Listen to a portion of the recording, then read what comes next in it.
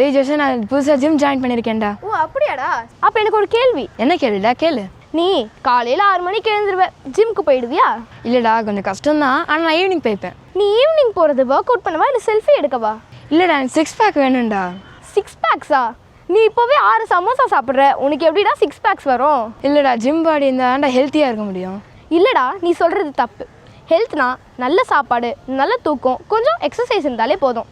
இல்லையே, எனக்கு புரியலையே. நீ கொஞ்சம் டீட்டெயிலாக சொல்லு. நல்ல சாப்பாடு எதுக்குன்னா நம்ம பாடியில் இருக்க நியூட்ரிஷனல் ரெக்குயர்மெண்ட்ஸை ஃபுல்ஃபில் பண்ணுறதுக்காக.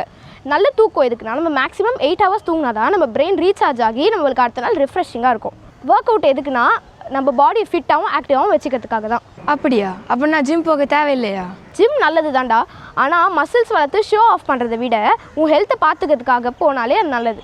சரிடா, நான் நாளையிலேருந்து ஹெல்த்தி லைஃப் ஸ்டார்ட் பண்ண போகிறேன். சூப்பர்டா. அதுக்கு ஃபர்ஸ்ட் ஸ்டெப் என்ன உனக்கு தெரியுமா? தெரியாதேடா, நீ சொல்லு. நீ நைட் 2 மணி வரைக்கும் ஃபோன் பார்ப்பியா? ஆமாம்.